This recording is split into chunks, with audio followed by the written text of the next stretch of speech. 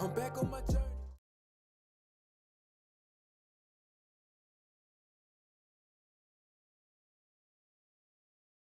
There are many passages in the Old Testament which clearly shows that the bloody sacrificial coat was never sanctioned, instituted, commanded, nor advocated by the Most High. His holy prophets vigorously repudiated the coat and claimed that it was of diabolical origin. For those of you who really don't understand, I'm going to go into a little bit more detail. Sacrifices are found in the books of Moses. The prophets afterwards sent to warn Israel what the leaders were doing with the records, and how the Most High did not ordain animal sacrifice, nor the eating of animals' flesh. He sent Jeremiah, who explained in chapter 7 that the Most High did not ordain animal sacrifice, nor burnt offerings when they came out of Egypt. All the prophets after Moses spoke about this corruption. Jeremiah is only one. There's many more. And I'm going to show you that in part 2 of this video. I hate to break it to you, but the law of Moses was corrupted, and they injected animal sacrifices and flesh eating, which is not of the Most High. And I'm going to prove it. Alright, so we're going to start this thing off in Jeremiah, the 7th chapter, right? I'm going to read the first 2 verses, and then I'm going to go down and get the verse that I want to focus on. Alright, so verse 1 says, the word that came to Jeremiah from the Most High, saying, stand in the gate of the Most High's house, and proclaim there this word, and say, hear the word of the Most High, all ye of Judah, that enter in at these gates to worship the Most High. Right? So the word came to Jeremiah to speak to Judah. And check this out. Verse 21 and 22 is what I really want to focus on. Okay, dealing with these animal sacrifices and burnt offerings and the eating of flesh. Okay, verse 21. Thus saith the Lord of hosts, the God of Israel, put your burnt offerings unto your sacrifices and eat flesh. We're going to touch on that. For I spake not unto your fathers, nor commanded them in the day that I brought them out of the land of Egypt concerning what? Burnt offerings or sacrifices. So Israel, we have a problem. We have questions that we need to ask. So what is the Most High saying? Verse 21, go ahead with your burnt offerings. Go ahead with your sacrifices. Go ahead and eat animal flesh. Because these things I did not command your fathers to do coming out of Egypt. And I bet a lot of y'all didn't even know verse 21 was missing a line, did you? You're going to find out today. So what I have right here is the Holy Bible from the ancient Eastern text, right? The Aramaic Bible, the Peshitta. And check this out. Jeremiah 7, right? Now I'm going to show it on the camera, but then I'm going to pull it up on the computer. Check this out. It says, thus, let me get it right. It says, thus says the Lord of hosts, the God of Israel, add your burnt offerings to your sacrifices and eat meat. Now we know that's flesh, which I did not command your fathers to eat. Alright, so this is a screenshot that I took from the Aramaic Bible, the Peshitta. Jeremiah 7 and 21, it says, thus says the Lord of hosts, the God of Israel, add your burnt offerings to your sacrifices and eat meat. We know that they injected that word right there to throw you off, but we know that word is supposed to say flesh, which I did not command your fathers to eat. Neither did I command them concerning either burnt offerings or sacrifices in the day when I brought them out of the land of Egypt. But this text of Jeremiah is also preserved in another form and version. The words are quoted by no lesser authority than Yeshaya himself. The words are ascribed to Yeshaya in the Gospel of the Holy 12, which is said to have been translated by Reverend Jasper Gideon Usley in the late 1800s. Here Yeshua talks with the Pharisees about sacrifice, and in order to condemn sacrifice and support his view, he quotes the text of Jeremiah. Alright, so this is the gospel of the Holy 12. You can also find Yeshua saying the same thing in the Essene Gospel of Peace, which we're going to pull later, but let me go down to lection 33. Let me see. Alright. It says, by the shedding of blood of others is no remission of sins. Listen closely. Pay attention. Yeshua was teaching his disciples in the outer court of the temple, and one of them said unto him, Master, it is said by the priests that without shedding of blood there is no remission. Can then the blood offering of the law take away sin? So one of the disciples is asking a question here, right? Verse 2, and Yeshua answered, no blood offering of beast or bird or man can take away sin.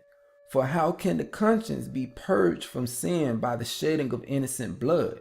Nay, it will increase the condemnation. The priest indeed received such offering as a reconciliation of the worshippers for the trespass against the law of Moses. But for sins against the law of the Most High, there can be no remission, save by repentance and amendment, right? We can find that in Ezekiel 18. Okay. Verse 4, is it not written in the prophets, put your blood sacrifices to your burnt offerings and away with them, and cease ye from the eating of flesh? For I spake not to your fathers, nor commanded them, when I brought them out of Egypt concerning these things.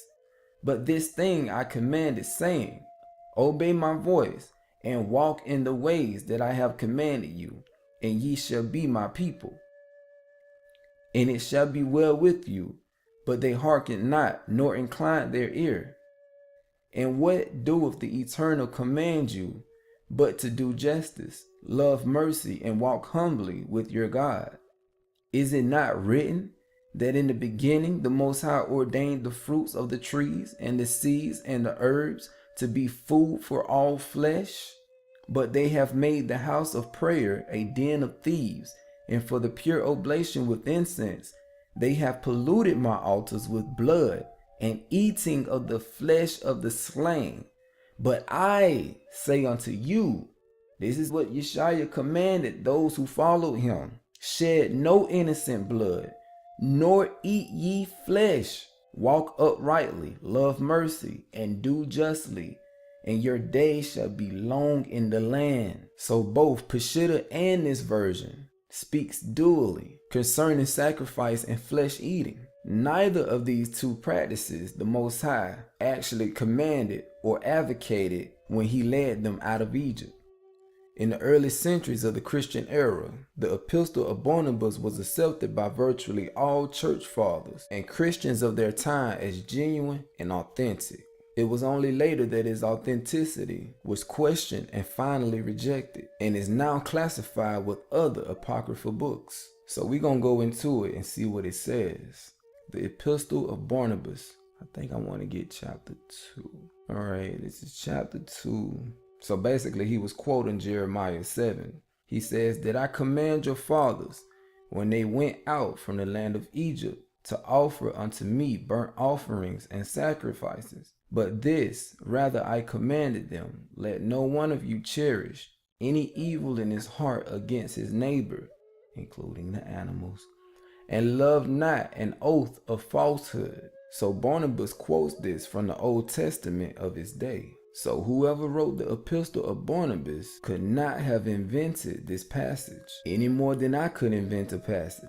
Now that is not in our canonical Bibles. The author would have been challenged by his opponents. It is therefore certain that this text was dropped later by the Masoretes in the 6th century. And that's why it is now not found in the Masoretic text or the Bibles based on that text. The passage of Barnabas supports the passage of Jeremiah. It also shows that the Most High did not speak about sacrifice, nor did he give them permission concerning the fellowship sacrifices, which clearly shows that the Most High did not and could not have given any commands concerning the sacrificial coat. Now, I'm going to quote these next two scriptures from the Greek Septuagint, which agrees with the Old Testament passages. So we're in the Septuagint Bible right now. You're going to get the 43rd chapter. Let's see, verse 22 through 24. All right, so pay attention. I have not now called thee, O Jacob, neither have I made thee weary, O Israel. Thou hast not brought me the sheep of thy whole burnt offering, neither hast thou glorified me with thy sacrifices. I have not caused thee to serve with sacrifices, neither have I wearied thee with frankincense, neither hast thou purchased for me victims for silver, neither have I desired the fat of thy sacrifices. Neither have I desired the fat of thy sacrifices, but thou didst stand before me in thy sins and in thy iniquities. All right, so we're still in Isaiah, right? I want to go to chapter 1. I know a lot of y'all know what verse I'm finna go to. Verse 11 and 12. All right, so check this out. The Most High says, of what to me is the abundance of your sacrifices, saith the Most High. I am full of whole burnt offerings of rams, and I delight not in the fat of lambs. Okay, passed over. In the blood of bulls and goats. Neither shall ye come to appear before me. For who has required these things at your hands? So the Most High is asking a question. Who have required animal sacrifice, the eating of animals' flesh? Who told you to do this? And that's the question we all should be asking. Now, I showed you already who it was.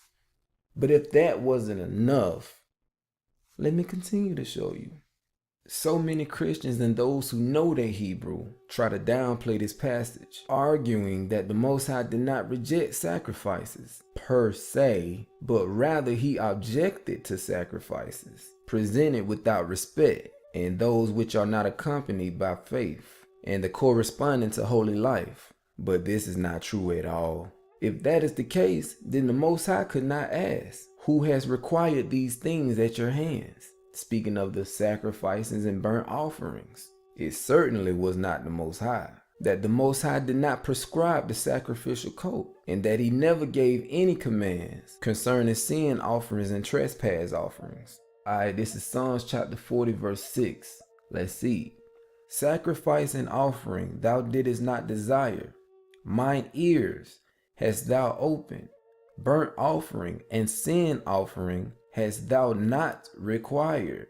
So when you look back in Leviticus and you see where it says that they offered up this and they offered up that, the Most High wanted this and wanted that. Nah. All of that was injected by the lying pen of the scribes. The Most High never commanded the children of Israel to do that stuff. It was Satan. Satan is the god of sacrifice and bloodshed. And if you're still not convinced, let me continue. Alright, this is Psalms chapter 51 verse 16. For thou desirest not sacrifice, else would I give it. Thou delightest not in burnt offering. Verse 17. The sacrifices of the Most High are a broken spirit, a broken and a contrite means humble, heart, O Ahijah, thou would not despise. And even with the Messiah, he pointed out on several occasions that the Most High desires mercy and not sacrifice. The psalmist points out that the Most High would not despise prayer as he despised sacrifice. In Isaiah 1, the Most High clearly stated that he hates sacrifices and burnt offerings, and that he was disgusted with the fat and blood of slaughtered animals. It is very clear that the psalmist did not believe in a sacrificial system, since he said that he would have offered sacrifices if the Most High asked him to do it. But since the Most High never asked for sacrifices, he therefore would not offer the same. So we're going to cross-reference or connect or precept. Alright? 1 Samuel chapter 15 verse 22. And Samuel said, hath the Most High as great delight in burnt offerings and sacrifices as in obeying the voice of the Most High? Behold, to obey is better than sacrifice, and to hearken than the fat of rams. Micah chapter 6 verse 6. Wherewith shall I come before the Most High, and bow myself before the high power? Shall I come before him with burnt offerings, with calves of a year old? Will the Most High be pleased with thousands of rams, or with 10,000 of rivers of oil? Shall I give my firstborn for my transgression, the fruit of my body for the sin of my soul? He hath showed thee, O man, what is good, and what doeth the Most High require of thee, but to do justly, and to love mercy, and to walk humbly with thy God or power. So Micah asked a good and valid question. How and with what should he appear before the Most High, in order that his worship would be acceptable and pleasing to him? If the Most High really and truly commanded the children of Israel to honor him with whole burnt offerings and various sacrificial gifts, and to please and delight him with all the fat and blood of the calves and rams, then Micah would have done so. If Micah came before the Most High with calves and rams and the pleasant aroma or smell of the fat, at least then the Christian commentators could not say that the burnt offerings were presented by a sinful person without respect and a corresponding holy life. But Micah knew better. He, just like all holy and righteous prophets, knew that the sick and disgusting sacrificial coat was never instituted by the Most High. And that is why he says that he would never kill and burn, neither humans in sacrifice nor an animal victim. Micah clearly points out that the Most High had plainly shown to humanity what he wants and in what he delights. What the Most High wants us to do is diametrically opposed to the pagan and barbaric sacrificial rituals where innocent creatures of the Most High are cruelly immolated. Hosea chapter 6 verse 5. Therefore have I hewed them by the prophets, I have slain them by the words of my mouth, and thy judgments are as the light that goeth forth.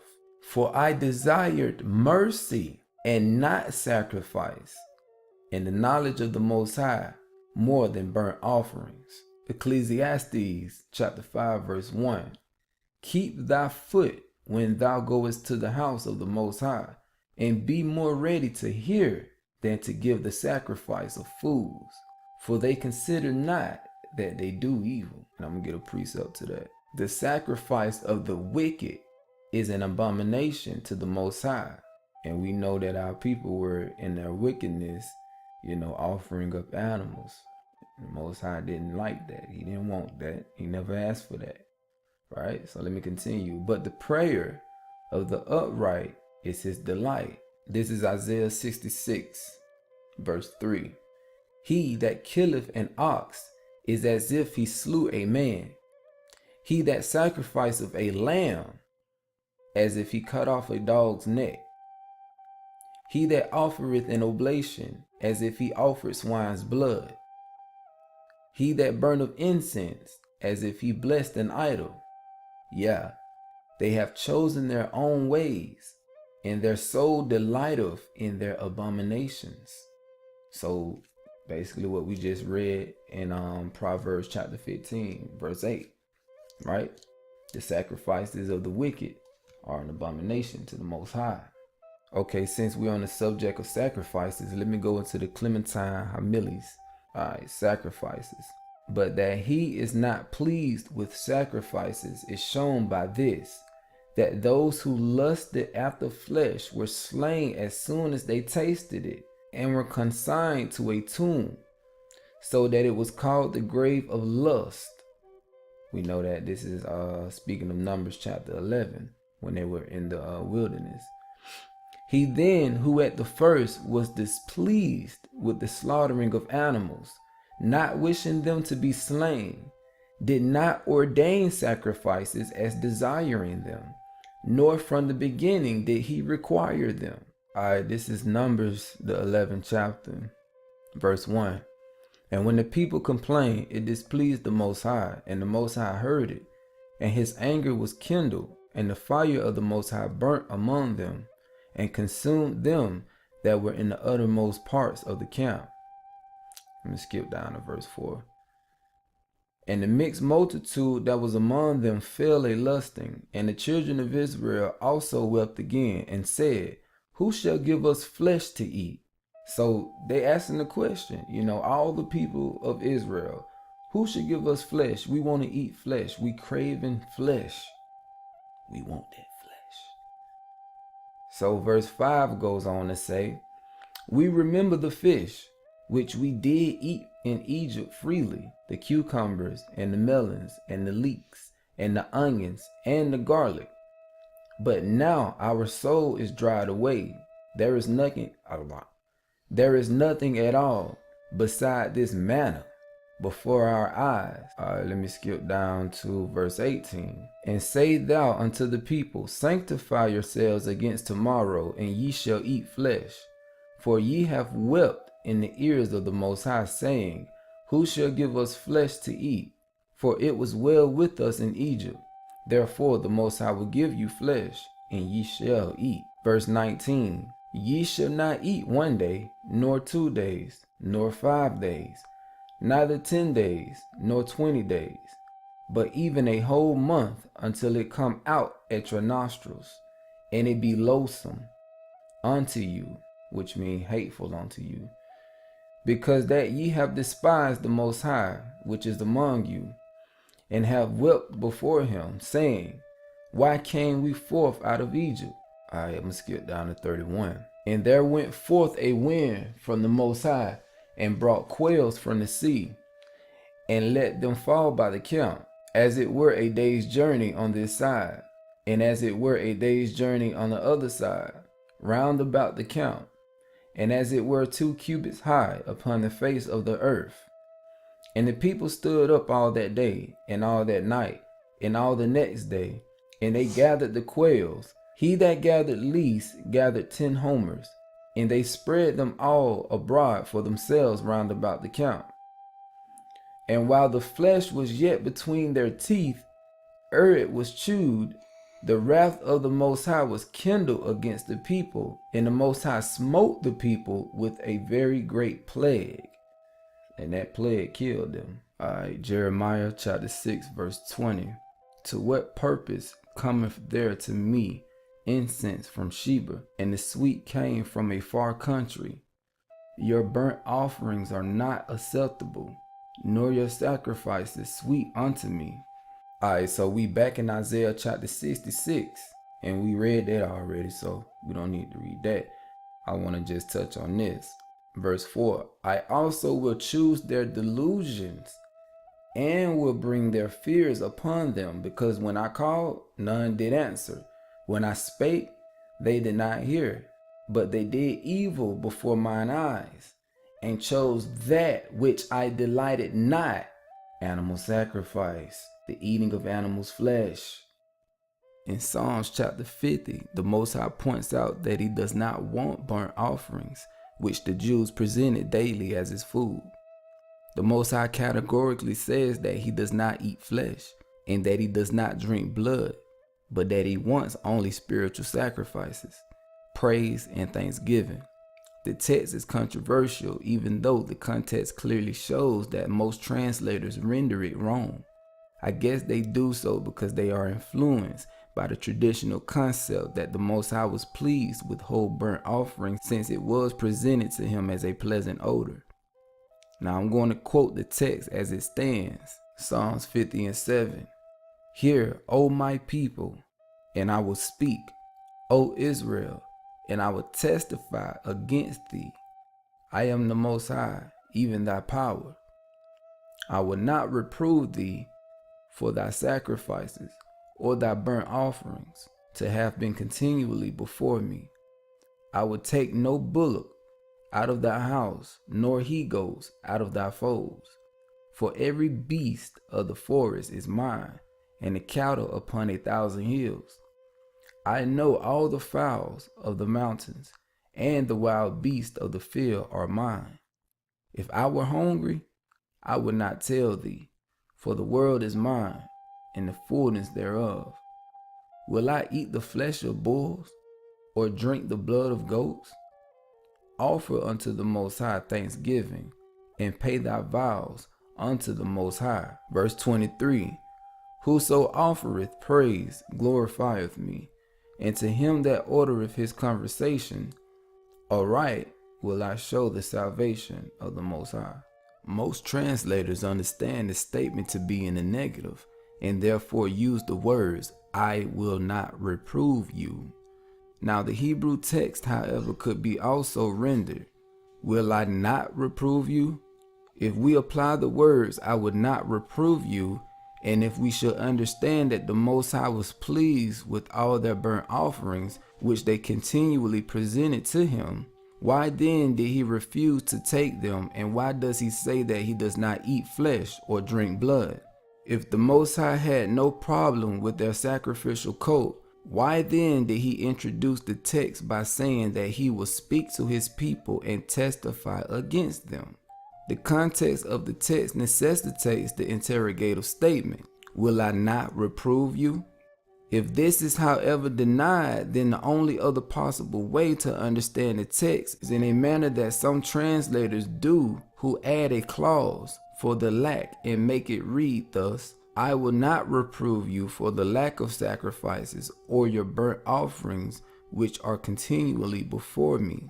Either way, the text shows that the Most High condemned the sacrificial cult, and that the only sacrifice he wants is actually the sacrifice of thanksgiving and praise. The Most High does not only say that he will not accept their slaughtered animals, but he also directly contradicts several lying injections of the lying scribes, where it is directly and plainly stated that the Most High actually eats the flesh and drinks the blood of the victims offered as whole burnt offerings.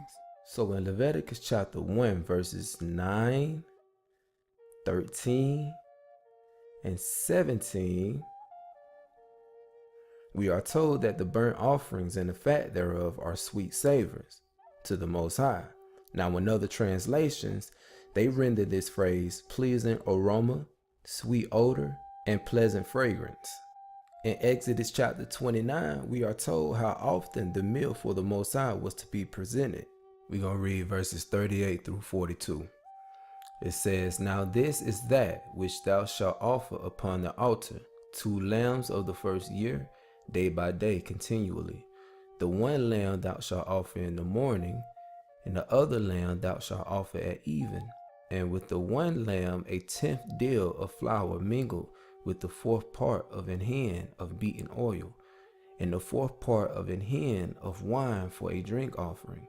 And the other lamb thou shalt offer at even, and shalt do thereto according to the meat offering of the morning, and according to the drink offering thereof for a sweet savor, an offering made by fire unto the Most High. This shall be a continual burnt offering throughout your generations at the door of the tabernacle. Alright, so this morning and evening offering had nothing to do with expiation for sin. They were completely consumed on the altar. They were daily food or meal for the Most High. The wine was to be his drink. In this meal, the Most High supposedly delighted. It was a sweet odor to his nostrils. In Leviticus 3, we're going to read the following statement. Verse 3, And he shall offer of the sacrifice of the peace offering an offering made by fire unto the Most High, the fat that covereth the inwards, and all the fat that is upon the inwards. Skip down to verse 5. And Aaron's son shall burn it on the altar upon the burnt sacrifice, which is upon the wood that is on the fire. It is an offering made by fire of a sweet savor unto the Most High. Let me go down to verse 16. And the priest shall burn them upon the altar. It is the food of the offering made by fire for a sweet savor. All the fat is the Lord's. This text tells us that all the fat belonged to the Most High. It was to be presented to him as a meal, which was to delight his appetite. The Israelites were forbidden to eat blood. This is because the blood of animals was offered as a drink to the Most High, along with wine libations. Now in Ezekiel chapter 44 verse 7, right here, it is explicitly stated that the Most High's bread, aka food, was fat and blood. Verse 7, and that ye have brought into my sanctuary strangers uncircumcised in heart and uncircumcised in flesh, to be in my sanctuary, to pollute it, even my house, when ye offer my bread, the fat and the blood, and they have broken my covenant because of all your abominations. So the true prophets who protested against the sacrificial code most definitely did not recognize anything that was going on in the book of Leviticus from chapters 1 through 7. And they most definitely did not believe that the fat and blood were to be presented to the Most High as his food, bread, or meal. Neither did they recognize the priests who believed they'd offer daily bread, aka food or meal, to the Most High. Now, before I wrap part 2 of this video up, I just want to touch on a couple more things. The law and it being corrupted, and I want to touch on that dietary law that I know y'all want to pull so bad. Alright, so follow me. We gonna eat. Alright, so this is Clementine Homilies, right? Book 2, chapter 38, Corruption of the Law. Listen carefully and read along. For the scriptures have had joined to them many falsehoods against the Most High on this account. The prophet Moses, having by the order of the Most High delivered the law with the explanations to certain chosen men, some 70 in number, in order that they also might instruct such of the people as chose. After a little, the written law had added to it certain falsehoods contrary to the law of the Most High. That dietary law telling you that you can eat animal flesh, that was added to it. Let me continue. Who made the heaven and the earth and all things in them, the wicked one having dared to work this for some righteous purpose. And this took place in reason and judgment, that those might be convicted who should dare to listen to the things written against the Most High, and those who, through love towards him, should not only disbelieve the things spoken against him, but should not even endure to hear them at all, even if they should happen to be true, judging it much safer to incur danger with respect to religious faith than to live with an evil conscience on account of blasphemous words. Alright, so this is the Epistle of Barnabas, chapter 10, Spiritual Significance of the Precepts of Moses respecting different kinds of food. Now, wherefore did Moses say, Thou shalt not eat the swine, nor the eagle, nor the hawk, nor the raven, nor any fish which is not possessed of scales? He embraced 3 doctrines in his mind, in doing so. Moreover, the Most High saith to them in Deuteronomy, And I will establish my ordinances among this people. Is there then not a command of the Most High, they should not eat these things? There is, but Moses spoke with a spiritual reference. For this reason he named the swine, as much as to say, Thou shalt not join thyself to men who resemble swine, for when they live in pleasure, they forget their master, or Lord. But when they come to want, they acknowledge the Most High, or Master, or Lord. And in the like manner, the swine, when it has eaten, does not recognize its master, but when hungry it cries out, and on receiving food is quiet again. Neither shalt thou eat, says he, the eagle, nor the hawk, nor the kite, nor the raven. Thou shalt not join thyself, he means, to such men as know not how to procure food for themselves by labor and sweat, but seize on that of others in their iniquity. And although wearing an aspect of simplicity, are on the watch to plunder others. So these birds, while they sit idle, inquire how they may devour the flesh of others, proving themselves pests to all by their wickedness. And thou shalt not eat, he says, the lamprey, or the polypus, or the cuttlefish. He means, thou shalt not join thyself, or be like such men as are ungodly to the end, and are condemned to death. In like manner as those fishes above accursed float in the deep, not swimming on the surface like the rest, but make their abode in the mud which lies at the bottom. Moreover, thou shalt not, he says, eat the hare. Wherefore, thou shalt not be a corrupter of boys, nor like unto such, because the hare multiplies year by year, the places of its conception. For as many years as it lives, so many it has. Moreover, thou shalt not eat the hyena. He means, thou shalt not be an adulterer, nor a corrupter, nor be like to them that are such. Wherefore, because that animal annually changes its sex, and is at one time male, and at another female. Moreover, he has rightly detested the weasel, for he means, thou shalt not be like to those whom we hear of as committing wickedness with the mouth, on account of their uncleanness, nor shalt thou be joined to those impure women who commit iniquity with their mouth, or with the mouth. For this animal conceives by the mouth.